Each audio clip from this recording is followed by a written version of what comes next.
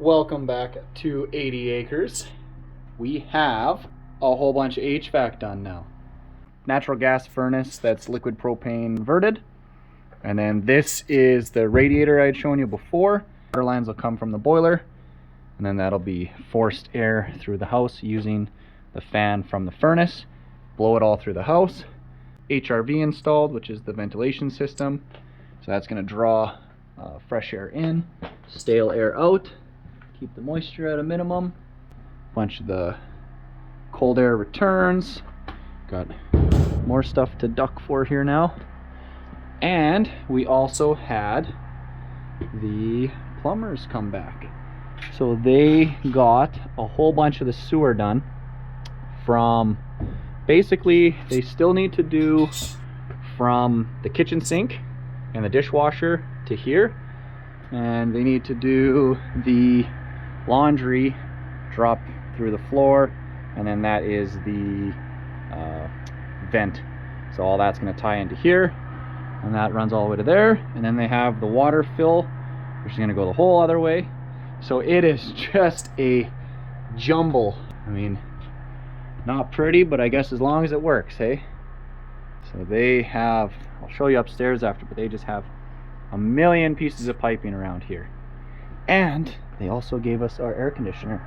So our air conditioner here, this is a Goodman. I know absolutely nothing about it. It's big, I know that, because the house is theoretically big. Hopefully the solar system will run it. We really don't know. The math says it should. Energy guide, efficiency rating, it's like crap. Horrible rating. I talked to our HVAC guy and he said that basically that's as good as we can get.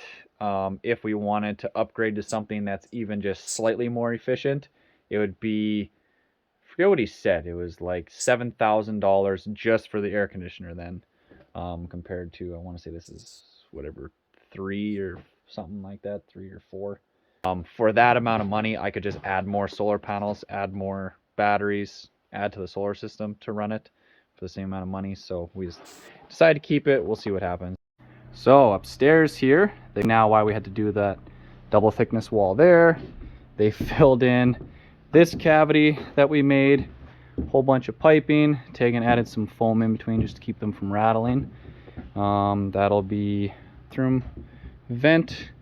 And then you have in here, this is kind of between the closet and the stairs. This is just, my God, I have no idea which one goes where or what does what, but they're in. You can see another benefit of doing the webbed floor trussing, so they can run their ducting through everywhere. Otherwise we would have had to do boxes to run it below the height of the floor, and it takes up your headspace. They had to, this pipe here was hanging down a little bit, so they pulled that back up so we can get our drywall in there. So you know how I always say that everything for this project, something goes wrong. Nothing goes well, nothing goes smoothly. Here's our latest one. Riddle me this. All right, so this is, okay, this is permanent deck. All brand new, all steel. It's nice. This, old rusty crap, temporary. This, old rusty crap with, I mean, granted, new legs on it, but like, look at these boards. Like, they're all garbage boards. There's plywood nailed onto it. It's temporary. Our HVAC guy, which is also doing the gas fitting, he thought it was permanent. So they ran their gas line out from the house, extended it out like 18 inches to go through it, did a 90, went through it again, and then put their strapping to hold it.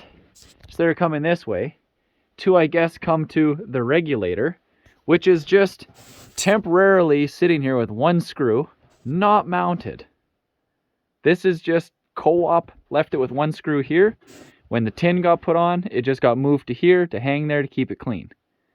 So I guess they were trying to pipe it to come down through here or something and hook up to it. I don't even know anymore. Here they would just come down, and it would just mount to the wall. Everyone else I've talked to, it would just mount to the wall right here. Ooh, look at my pretty stairs. Ooh, got it all mitered around. It's not the prettiest. It's hard to get it cut around the rocks all nice and kind of saw jump there. This I kind of cut wonky just because otherwise you'd have a little lip or whatever. So, you know what? Good enough. For the stairs that lead into the crawl space, I'd say it's pretty decent. That's where their pipe goes through. So they went through there, so that way when they spray foam it, it'll seal it all up nice, right? But the rest of it looks all good. So they got, this is where it'll tee off and go into the laundry. And then it continues on, and this is all hard, solid pipe. And I guess it just slowly necks down as it goes further. Comes to here. Then from here, it'll come. This one I assume is going to run out that wall and go to the generator. This one comes up and over, shoots through there to there, and that'll be for the oven and stove. And then the last one goes the whole way to the back and goes into the gas furnace. We're not doing a barbecue hookup for the propane, so you can like run off your main tank to the propane barbecue, just because we don't know where we're gonna put the barbecue yet. We didn't really see the point in running a hard line and then trying to run a rubber line off of that, because you're really not supposed to run a rubber line for longer than, I want to say it's 5 feet or something. If anything, in the future, we could probably, where it'll come out of the wall to go into the tank here, I assume we can tee off of it there and go somewhere else. I don't know if I showed you guys inside of this thing though. The Guardian 18 kilowatt backup generator. And she is pretty nifty. Connected to Wi-Fi and everything, but we got the 2 cold weather options. Because up here in Canada, the Great White North, it is cold. So this is going to be hooked up to run the house if we lose power from our solar, or it'll charge the batteries. It'll turn itself on, I think it's once a week, and it'll do its own diagnostic test, make sure everything's good. It's a V-twin, look at that, like a motorcycle, but it's all propane powered, so it's supposed to be nice and quiet, and what do they call it? G-Force, powered by Generac. Yes, it's expensive, plus we need the gas hookup. Because we're off grid, because we're alone out here, because we lose power, you know, whole family's gonna be mad or cold or worse. So this shouldn't have to worry. I didn't want to use just like a sketchy random generator like we have for working right now, which you can use, but just not reliable. This is something that's designed to be reliable, designed to run for long periods of time. Just it's made for this. It's specifically a backup generator. Yeah, the 2 cold weather kits, I believe one is for heating the block. It's like a block heater. And the other one I think is like an air intake. It warms the air or something, or keeps it from freezing up. Something like that. I don't know. It's one of those things where the dealer highly recommended it, and I said yes.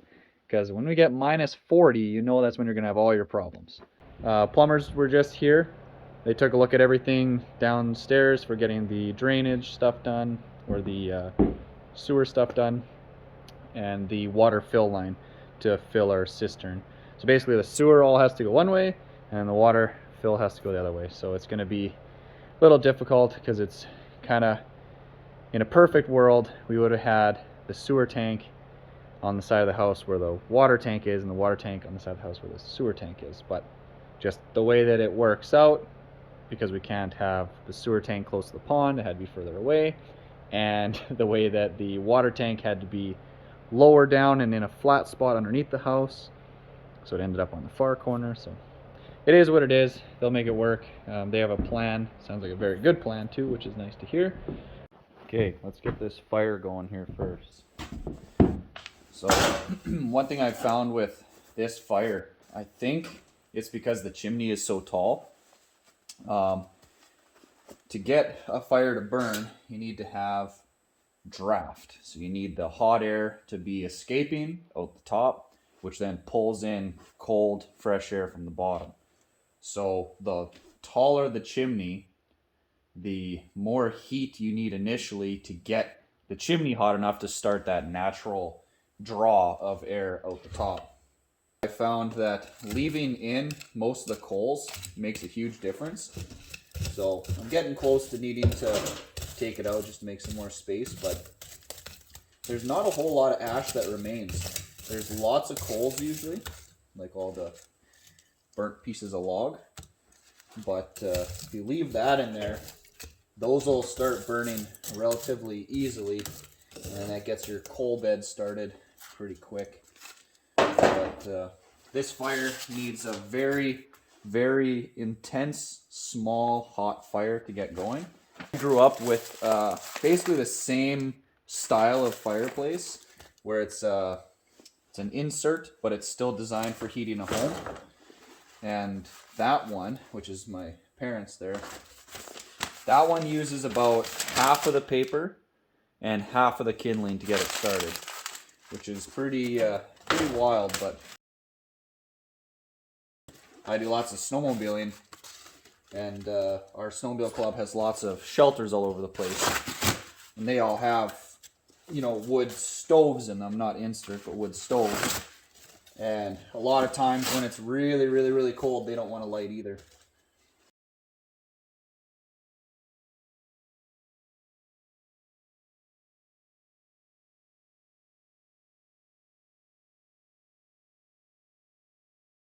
So you see how it takes such a long time to get that paper to start to burn the kindling. And this is very, very dry firewood. This is all dead standing jack pine. This is how dry the firewood is. Let's see if it will light. So it's pretty, I don't think it's the firewood. The firewood burns pretty easy. A little out of breath, I just shoveled back to the panels again. Just from this one day of sun, it pretty much got like all the snow and ice off the panels. So it does come off, it just, when it got that layer of crispy ice and crap on there, because you figure the whole top, I hadn't touched that. I'm gonna kind of shake it, see if I can get that off, but yeah, it's actually it's just falling right off now. Well, the solar guys came back and they got this box put in, and I think they have it charging. It's at least doing something now. It's not completely operational or hooked up, but I believe they said they wanted to get it so that at least when they left it would be charging. And then this is essentially a firebox for a truck. Ooh, look at that, spring loaded even. So that's all the batteries in there. So that actually fits pretty nicely. So this is a fire safety requirement from the fire commissioner. It has to be inside of a fireproof box. So in that way, if a battery explodes, I think it's more so for like lithium batteries, you know, if you poke them, they just go crazy. So this is just, if something happens, it's inside of a box and you don't have to worry. It doesn't have to be vented since these are all sealed batteries. All right, so the solar guy told us to switch it on. We didn't realize this is all touchscreen and everything. See what happens. Ooh. Anything change? I don't think so. Oh, now it shows something's happening to the batteries. So maybe now it's actually charging the batteries. Well, I don't smell anything burning, so that's good. Right, so taking a look at the panels here. So temporarily right now, they have a third of the array. So they have 8 panels hooked together. So they're all linked to one another. And then you have their negative runs to that one there for the first round. And their positive is running through here right now for the first round.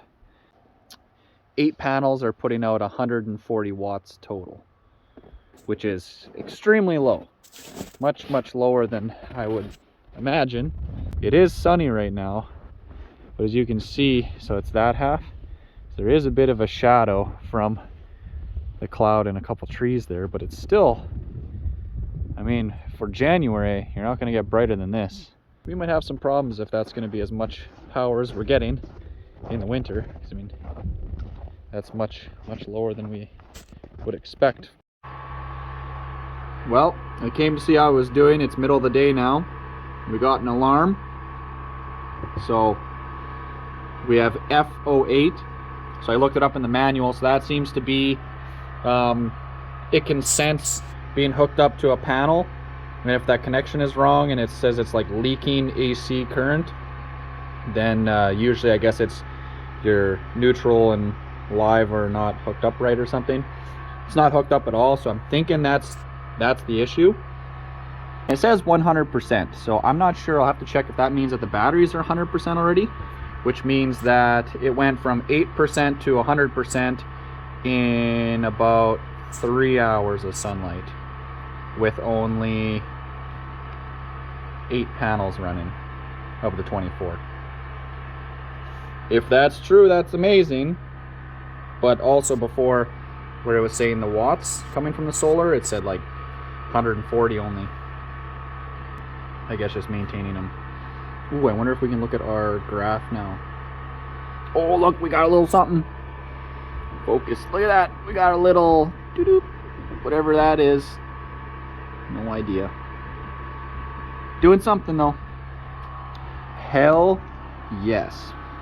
It's one thing I noticed with their box here, because it only had 2 feet on it, so they added in those shorter blocks, but it was pushing down.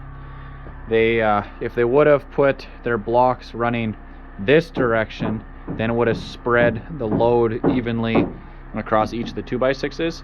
By doing it this way, like it's just on 2x6s, or 2 boards there, 2 boards there, 2, whatever. So I just added in these ones now, the lighter colored ones with the plywood on top, just to distribute that weight a bit more. And then I just smacked a pipe under the one that was bending the most. Just hammered a pipe underneath there just to hold it up a bit better. But I'll have to build a similar beam to this over there just to keep it a bit warmer, because it actually tells you what the battery temperature is. If you go somewhere here, I think you go here, battery. Yeah, so it's minus 0.2 right now.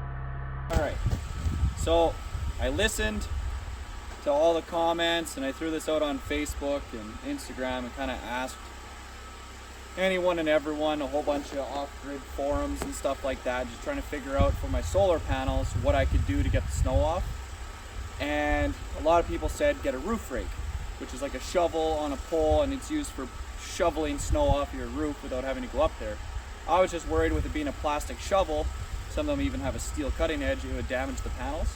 So then some people were saying you can get like a foam block thing that'll go on there and you pull it, and it got me thinking, what can you use to clear off glass without damaging glass? So I raise you then. I pick up, start off with the odd part here.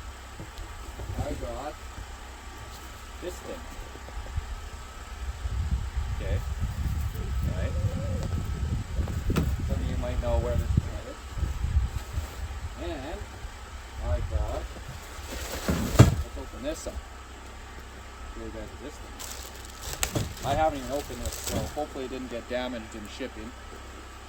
This is all from Home Depot. Ooh, I used to do it the right way. Look at this. Let me do one of those.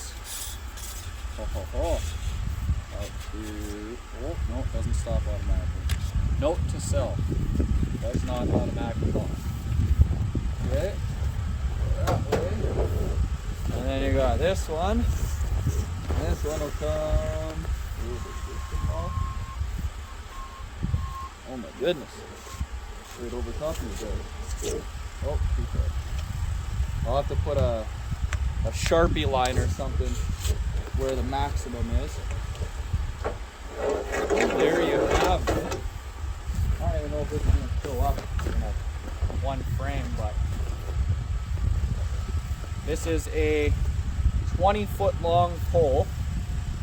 The lots of reach on it. Then I also picked up window cleaning stuff. So this is one attachment from this company. This is professional Unger, or whatever you want to call it. So this is for cleaning the windows, and then you squeegee it. And I'm thinking the squeegee is going to be the answer for snow. So I picked up a second one that's just the squeegee. So I'm thinking I might use this one for actually cleaning windows that are up high and hard to get at. And then use this guy for just nicely pulling the snow off. It's got a rubber edge, shouldn't damage the glass on the panels. And then this is it's like actually a scrubbing brush. So this is the Unger 20-foot connect and clean telescopic pole. Ideal for high access cleaning without a ladder. It's exactly what I need. Acme thread. So essentially it's just a giant broom handle, which is what I was hoping, because then what I could do is kind of like how I have that snow brush for cleaning off the truck. I could get another one of those, nice soft bristle, and put it on there. So I think this has a special design where it just clips on. Yeah. So it just snaps into place. I can actually thread on. You can go 20 feet out, which the panels I think are 16 feet. And you could just kind of at least break up the snow, like break it into pieces and get it to slide off a bit. I don't think I need to be full 20 feet. But we can go lefty loosey, righty loosey, lefty loosey, righty, there it is, righty loosey. So I'm looking at this side. Guess let's go try it. Well, if this is gonna work, it would be today. So it is January 13th, 2023. That sounds weird to say. And it's like minus 12 degrees Celsius, which is unseasonably warm. Like it is normally, it would be minus 30 right now. So I don't know if that would be better or worse for these panels. I feel like if it was colder, it wouldn't be melting and freezing to it. Like it wouldn't have a chance to melt. It would just kind of slide off in the wind. Well, let's see what happens. But the idea is, start on the easy one. Oh, so I only need one there. Oh yeah, look at that.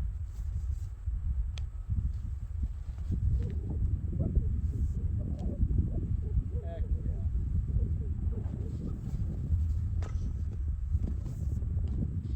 Right there's a little bit of ice. Oh yeah, it actually broke it up a bit. Look at that.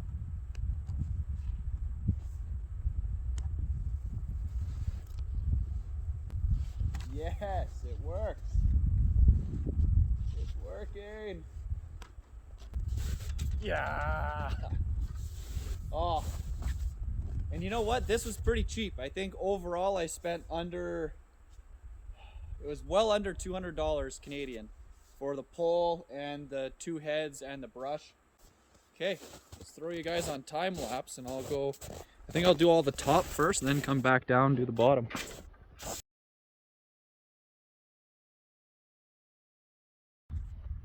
So this works pretty well. It's doing exactly what I was hoping it to. It slid off all the snow other than right there where there's a lot of ice built up, because that's always been a spot where I just could not get it off. And I think right now it's not getting as much sun because it dips down into those trees right as the sun gets to there. So we might have to knock down some of the trees on the other side of the road there. And fun fact, so these 8 panels are the ones that are currently hooked up and actually charging the batteries. These panels must be warmer or something, because it actually was melting the snow and then sticking to it. So that's all ice right now. So I got most of it off, and it was coming off more and more and more. But I'm thinking there's so little of it that if the sun will poke out just enough, it'll probably melt that right down. contractor doing the solar stuff for us, he brought a bunch of aluminum supports here. So he's got these things, and then I guess he's gonna add those in the middle here. So he had told me that they've had this issue a couple times with a lot older ones. It was mainly just square tube aluminum, and it would fail on them. So now they're putting in these I-beam style, and they haven't had issues, but they usually don't run double-sided panels. So he's thinking that probably the double-sided panels are just a little bit heavier, and it's just enough to cause that flex that we're seeing there. Solar system is all charged right full. It said by lunch today, they said that it was already 100% charged, so that surprises me. But yeah, if that is true, then that means that 8 panels charged our 16 batteries in 3 hours of sunlight. So 24 panels should charge them pretty damn fast. How long the batteries last for, though, I have no idea. Running a house is what I'm told. But I guess the idea is you want to have more panel running straight into your house than running your batteries.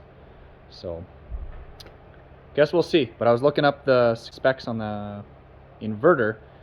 It will peak at 200 amps if you're drawing 120 volts. So if you're drawing 240, like 240 volts, it'll do 100 amps. So still pretty damn good. I mean, for a solar system. How long it'll do that for, not sure. And then wattage wise, it'll do the 15,000 watts from the panels, and then it's 12,000 watts from the batteries. So if it has to draw from the batteries, you'll get 12. If it draws from the panels, you'll get 15. So seems like it should be a pretty good system. Guess we'll know when it actually works. Hopefully it does work. Guess we'll find out later. Time to do some snow blowing today. Let's see how the old LS starts. It was about minus 20 last night. I think it's about minus 12 now, but I didn't put the circulating heat. So this is just gonna be raw glow plugs. All right. Come on, baby. I'm gonna cycle it a couple times. Oh, she's right back to it. Okay, let's turn it back off. Okay. Like, little rough. Oh, come on, baby. Come on, baby. Cluck, cluck, cluck, cluck, cluck, cluck.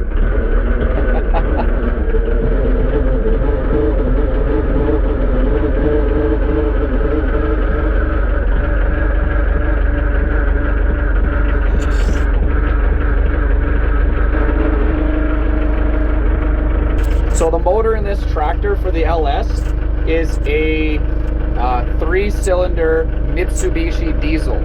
So they're made in South Korea. Basically, the LS is in South Korea what John Deere is in North America, where like LS is kind of top of the line for, you know, South Korea, Asian markets.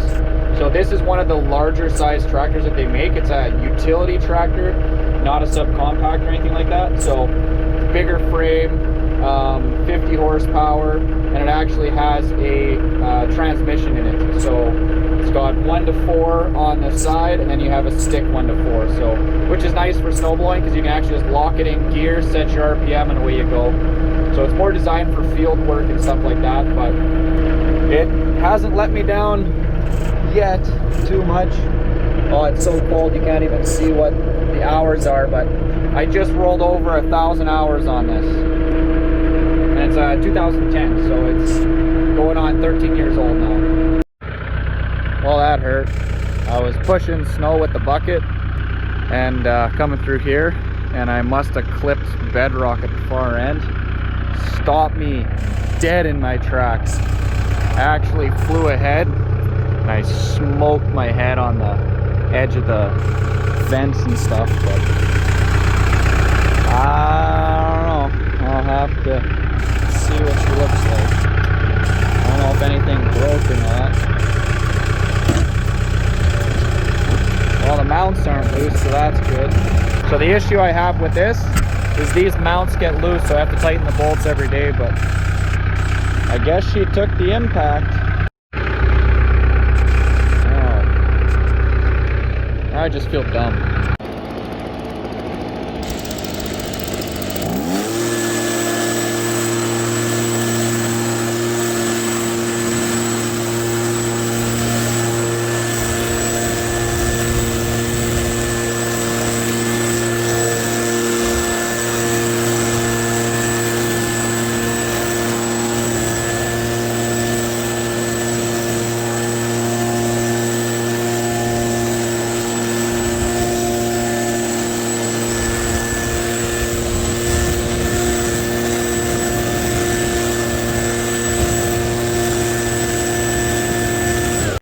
I figured today would be a good time to do a review. ProPoint generator, which is the Princess Auto brand. Unfortunately, it doesn't look like they're selling this version anymore, but it's actually been pretty good. It's just a cheap, shitty 9,250 watt generator, so they claim. I haven't had anything that it wouldn't run.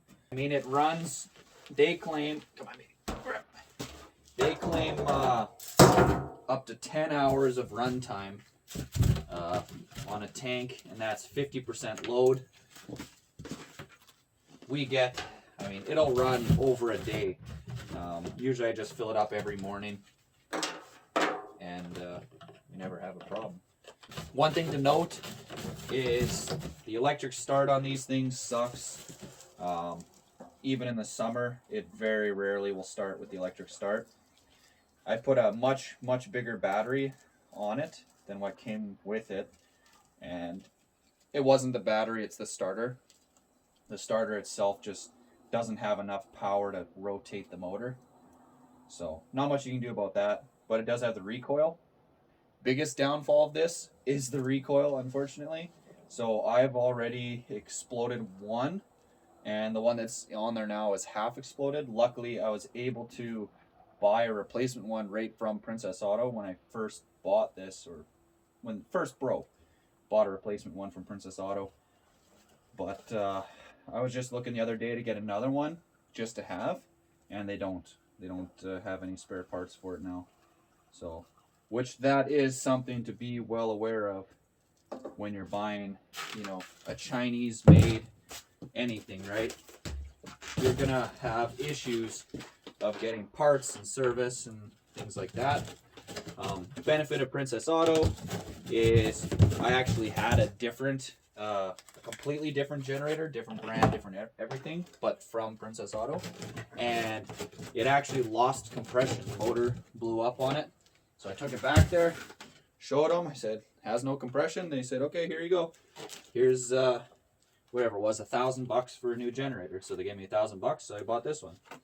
And if it would have died with the recoil when it was still within the 1 year, whatever, no questions asked return, they probably would have just given me another whole brand new generator, which that's good. But long term, I want to say I've had this generator for probably 4 or 5 years now. 4 years for sure. I originally bought it when I was just living in the camper. Probably you guys keep seeing the camper in the background here. That's where I would live for the summers when I was working out here, so I would stay in there, and this was big enough to run the air conditioner. That's what I needed, because it was 7 trillion degrees in there when you get home in July, August, or whatever. So this ran everything. But yeah, I would not recommend ever getting something like this for a backup generator, or like I wouldn't rely on this with my life. I work construction. We have all Honda generators for everything, and they never let us down. Other than if it's like minus 30 or something, then they get finicky. But we keep them inside, keep them warm, take them out when we need them. But something like this, I mean, I'll show you. It does start amazingly well. Maybe watch today. It won't start for you guys, and I'll be the one who looks like an idiot, but I haven't had yet where it doesn't start. I mean, we did have the one day there, it was minus 25. It took a few pulls, but it did start. Choke, I leave fuel on. I never turn fuel off on anything. If your fuel's leaking out, you got problems, fix it. But one thing that I see people do with recoils, doesn't matter if it's an ATV or a generator or whatever, they'll just take it from slack and they just reef on it, and they just pull the slack, then the slack grabs inside the housing, and then it starts turning over the motor. That's the worst thing you can do for a recoil. Basically all it is it's just a circle inside with a rope around it. As you spin it, there's two little teeth, or sometimes it's more than two teeth. They come out from the centrifugal force. They grab onto the cup that's actually attached to the motor, and then it starts spinning it. So that way, once the motor starts rotating, those two little teeth come back in on themselves, and you don't completely have it blow up on you. If you just reef on it, the slack is those teeth haven't come out yet. So if you can get the teeth to come out slowly, grab onto the motor, then rotate the motor a little bit till you get to your compression stroke. So once the motor is, hard to turn over, then give it a pull. It's way easier on all the components inside. So like there's your slack. You can get it till it grabs. So that's the non-compression stroke. You'll feel it. Okay, now it's on compression stroke. And you give it a pull. Same thing. Get it to rotate over again. Give it a pull. Helps with the keys on too.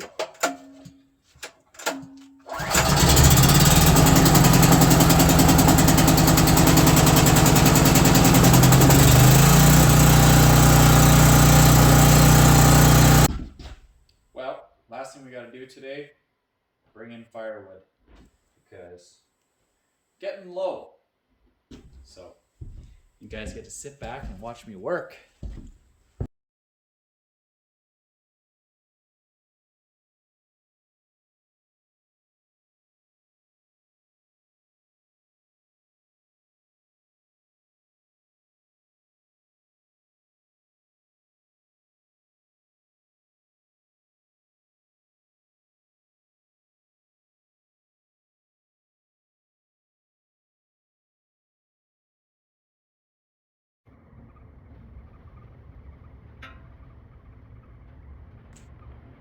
And that's what it's all for.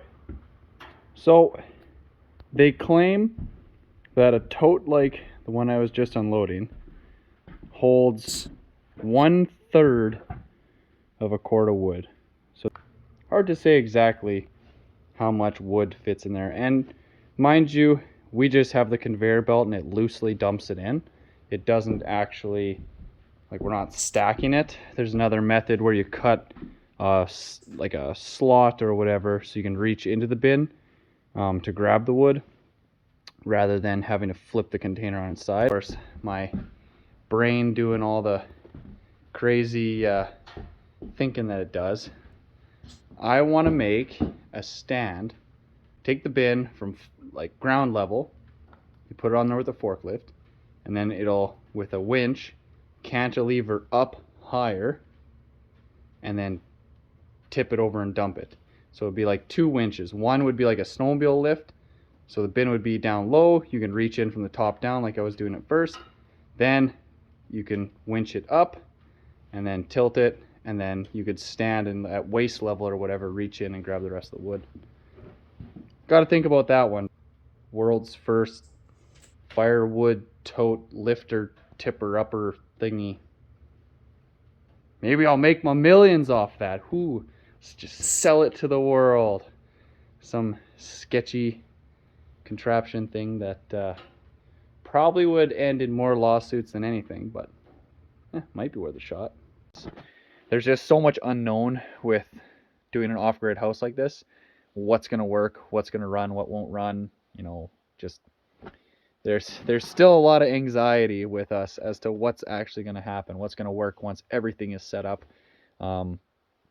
Hopefully it's all going to work. We're trying to use good stuff, good products, good systems, keep everything simple. And then safeties, right? If one thing fails, we have another thing. If another thing fails, we have another thing. So it costs more, but long term should be less issues, less big problems. But I think that's it for now. Once again, thanks for watching 80 Acres. Oh yeah, look at this. Oh, so pretty out here. Minus the camper. But yeah, once again, thanks for watching 80 Acres. If you haven't already, like, subscribe, comment, do all that great stuff. Follow along. We are probably about halfway through our house build right now. And yeah, I'm trying to do roughly once a month update videos, just so it's not overly detailed and just boring everyone to death. But yeah, follow along and see where it goes. See if it actually works in the end. And if you're watching this and there's a future video where I say it does work or doesn't work, well, I really hope it's a video about how it all does work.